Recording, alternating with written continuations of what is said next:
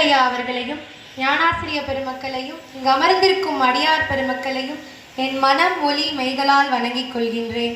திருச்சிற்றம்பலம். காட்டூர் கடலே கடம்பூர் மலையே காணப்பேரூராய் கோட்டூர் கொழுந்தே அழுந்தூர் அரசின் கொழுனர் கொல்லேரே பாட்டூர் பலரும் பரவப்படுவார் பனங்காட்டூரானே மாட்டூர் அரவா மறவாதுன்னை பாட பணியாயே மாட்டூர் அரவா மறவாதுன்னை பாட பணியாயே. திருச்சிற்றம்பலம். அருள்மிகு சங்கமேஸ்வரர் திருக்கோயில் திருநனா சித்திரை தேர் திருவிழா 18ஆம் ஆண்டு 63 பெருமக்களுக்கு அருட்காட்சி அளித்தல் விழாவின் முதல் நாளான இன்று சைவ பெருமக்களாகிய நமக்கு 4 குருமார்கள் திருஞான சம்பந்தர், திருநாவுக்கரசர், சுந்தரர், மாணிக்க வாசகர். 4 குருமார்களில் திருத்தொண்டர் புராணத்தின் காப்பிய தலைவர் ஈசனின் நண்பன் என போற்றப்படுகின்ற ஆளாள சுந்தரமூர்த்தி நாயனாரை பற்றி நாம் சற்றே சிந்திப்போம். கைலாயத்தில் சுந்தரர். திரு கைலையில் சிவபெருமானுடைய அடியார்களில் ஒருவர் ஆளாள சுந்தரர். இறைவனுக்கு மலர் குய்தலும் மாலை தொடுத்தலும் திருநீற்றை ஏந்தி நின்றலும் ஆகிய அணுக்க தொண்டினை மேற்கொண்டவர். அவ்வாறு ஒரு நாள் மலர் கொய்து வர சென்றார். அங்கு உமையம்மையாரின் பணிப்பெண்களான அணிந்திதை, கமலினி இவ்விருவரையும் கண்டு காதல் கொள்ள எல்லா உயிருக்குள்ளும் உள் நின்று அருள் சுரக்கும் பெருமான் ஆளாள சுந்தரரின் எண்ணத்தை அறிய மாட்டாரா என்ன? பெருமான் சுந்தரரை அழைத்து தென்னாட்டில் பிறந்து அப்பெண்களுடன் மகிழ்ந்திருந்து இன்பம் கலந்த பின் கைலை வருமாறு கூறினார். அதனை கேட்ட சுந்தரரோ மனம் கலங்கி கைகளை தலைக்கு மேல் குவித்து, எம்பெருமானே, மானுட பிறவியில் மயங்கும் பொழுது தன்னை தடுத்தாட்கொள்ள வேண்டும் என வேண்டினார். பெருமானும் சுந்தரருடைய வேண்டுகோளுக்கு இசைந்தருளினார். ஏனெனில் அடியார்களின் பெருமைகளை எல்லாம் எடுத்துரைக்க வேண்டி இதனை ஒரு காரணமாக கொண்டு சுந்தரரை பூமிக்கு அனுப்பி வைக்கிறார் இறைவன்.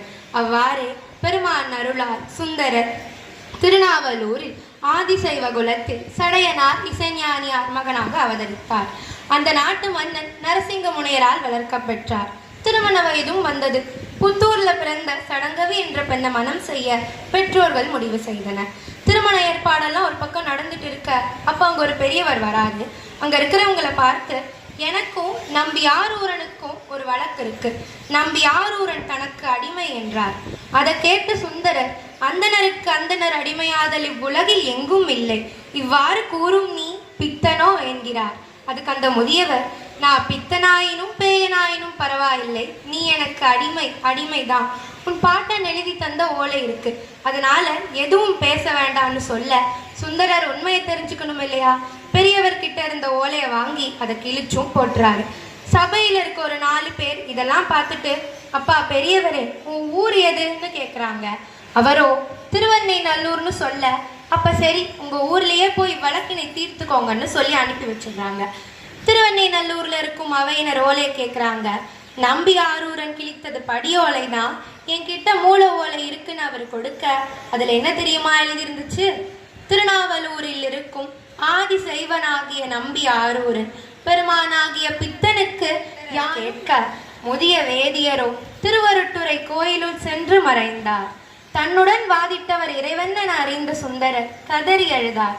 மறையவராய் வந்து தடுத்தாட்கொண்டருளிய சிவபெருமான் உமையம்மையுடன் எழுந்தருளி, நம்பி ஆரூரனே, நீ முன்னமே நமக்கு தொண்டன், பக்தியினால் உருகும் நீ இன்சொல் தமிழால் எம்மை பாடுக என்கிறார். எவ்வாறு பாடுவேன் என சுந்தரர் கேட்க, பித்தன் என அழைத்தமையால் பித்தா என்று பாடுக என்கிறார். தடுத்தாட்கொள்ள பெற்ற இறைவனை வணங்கி, பித்தா பிறை சூடி பெருமானே அருளாலா, எத்தால் மறவாதே நினைக்கின்றேன் மனத்துன்னை, வைத்தாய் பெண்ணை தன்பால் வெண்ணை நல்லூர் அருள் துறையுள், அத்தா உனக்காலாயினி அல்லேன் எனலாமே. இவ்வாறு பாடினார். பின்னர் பல தலங்களுக்கு சென்று பாடிய பதிகங்களால் உண்டான அற்புதங்களும் சிறப்புகளும் பல பல. திருவதிகை, சீர்காழி முதலான தலங்களை வழிபட்டு திருவாரூர் எல்லையை அடைந்தார். அடியாருடன் சென்ற சுந்தரர் பூங்கோயில் பெருமானை போற்றி வணங்கினார். கைலையில் தோழியான கமலினி பறவையார் என்ற பெயரில் திருவாரூரில் பிறந்து திருக்கோயில் வழிபாட்டில் சிறந்து விளங்கினார். பெருமான் அருளால் சுந்தரர் பறவையாரை மனம் புரிந்தார். தேவாசிரிய மண்டபத்தில் இருந்த அடியார்களை பார்த்து, இவர்களுக்கெல்லாம் அடியாராக ஆவது எப்போது என இறைவனை வேண்ட, எல்லாம் வல்ல பெருமானோ தில்லைவாழ் அந்தனத்தம் அடியார்க்கும் அடியேன் என்று இறைவனே அடியெடுத்து கொடுக்க திருத்தொண்ட தொகை பாடினார். அதனை அடிப்படையாக கொண்டே தெய்வ சேக்கிலார் பெருமான் பெரிய புராணம் அருளி சென்றார். பங்குனி உத்திர விழாவிற்காக பொன் வேண்டி திருப்புகலூர் சென்று வணங்கி செங்கல்லை தலைக்கு வைத்துக் கொண்டு உறங்கினார். துயில் நீங்கி பார்த்த போது அவை தங்கக்கட்டியாக மாறி இருப்பதை கண்டு ஆடினார். பின்னர் நன்னிலம் மலப்பாடி போன்ற தலங்களை வழிபட்டு அங்கு உள்ளம் முருகி பல பதிகங்களையும் பாடுகிறார். திருமுகர் குன்றத்துல 12,000 பொற்காசுகள் பெற்றார். அதை மணிமுத்தாறுல விட்டு திருவாரூர் கமலாலயத்தில் எடுத்துக்கொள்க என அருள்வாக்கு வர, அப்படியே பொற்காசுகளை மணிமுத்தாறுல விட்டு பல தலங்களையும் வணங்கி திருவாரூர் வந்தாருடன் குளத்தில மூழ்கி பொன்னெடுக்க தேடினார். முதலில் கிடைக்கவில்லை. பெருமானிடம் வேண்டி பொன் செய்த மேனியனே என்று பாட பொற்குவியல் கிடைத்தது. நாட்களும் ஓடின. சுந்தரர் பல தலங்களுக்கு சென்று பல பதிகங்களையும் பாடினார். கைலையில இருந்த அணிந்திதை திருவொன்றியூரில் ஞாயிறு கிளார் என்பவரின் மகளாக தோன்றி சங்கிலியார் என்ற பெயருடன் வளர்ந்து வராரு. அப்படியே ஒரு நாள் சுந்தரர் வழிபாட்டுக்காக திருவொன்றியூர் வராரு. அங்க சங்கிலியாரை பார்த்ததும் இவரை மனம் முடிக்கணும்னு இறைவனை வேண்டுகிறார். திருமணமும் முடிந்தது. உன்னை பிரியேன் என்று சங்கிலியாருக்கு கொடுத்தின வாக்கினை மீறிட்டு திருவாரூர் பெருமானை பிரிய மனமில்லாமல் திருவாரூர் சென்றார். சங்கிலியாருக்கு கொடுத்த வாக்கினை மீறியதால் பார்வை இழந்தார். பின்பு இறையருளால் திருவெண்பாக்கத்தில் ஊன்றுகோல் பெற்று காஞ்சிபுரத்தில் இடது கண்ணும் திருவாரூரில் வலது கண்ணும் பார்வை வர பெற்றார். இதெல்லாம் ஒரு பக்கம் இருக்க, சங்கிலியார மணந்த காரணத்தினால் பறவையார் சினம் கொல்ல சுந்தரருக்காக இறைவனை இருமுறை தூது சென்றார். அதனை அறிந்த ஏயர்கோன் கலிக்காம்பருக்கோ சுந்தரர் மீது கடும் கோபம். ஆனால் இறைவனோ ஏயர்கோன் கலிக்காம்பருக்கு சூளை நோய் உண்டாக்கி அதனை சுந்தரரை கொண்டே தீர்க்கவும் செய்தார். அடியார்களின் பெருமைகளை எல்லாம் எழுதினார். சுந்தரருக்கு 18 வயது.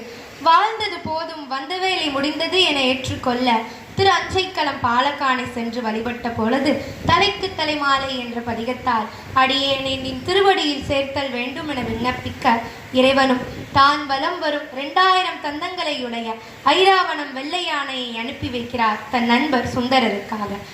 இறைவன் அனுப்பிய தேவலோகத்திலிருந்து வந்த ஐராவணத்தை கண்டு அடியார்கள் அனைவரும் வியக்கின்றனர். தேவேந்திரன் வந்து, சுவாமி, இது உங்களுக்குத்தான், வருக என்று கூறுகிறார். சுந்தரரோ, சிவபெருமான் வலம் வரும் வாகனத்தில் நான் ஏறுவதா இல்லை என்று மறுக்க மீண்டும் தேவேந்திரன் கூற அவ்வாகனத்தை வணங்கி ஏறி அமர்ந்து அப்படியே கைலாயம் செல்கிறார். இதனை பார்த்த அனைவரும் சிவபெருமானிடம் சென்று, பெருமானே, தாங்கள் வலம் வரும் வாகனத்தில் ஒருவர் வருகிறாரே, அவர் யார் என கேட்டனர். சிவபெருமானோ, எம்மை அவருக்கு தோழராக தந்தோம் என்றார்.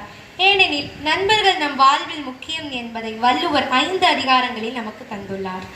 சுந்தரரோ கைலாயத்தில் இருந்து வந்து அடியார்களின் வரலாற்றினை நமக்கு தந்து வந்த நோக்கம் நிறைவேறி மீண்டும் கைலைக்கே சென்றார். இவ்வளவு நேரம் சுந்தர பெருமானை பற்றி சிந்தித்ததில் எமக்கு கிடைத்த பெரும் வாய்ப்பாக கருதி விடைபெறுகிறேன். நன்றி, வணக்கம். நான் உங்கள் மாதினி. உதாரணமாக ஏகம்பத்துரை எந்தாய் போற்றி, பாகம் பெண்ணுரு ஆனாய் போற்றி. பொதுவாக கம்பன் வீட்டு கட்டு தெரியும் கவி பாடும் என்று சொல்லுவார்கள். பவானி சிவனடியார் திருக்கூட்டத்தில்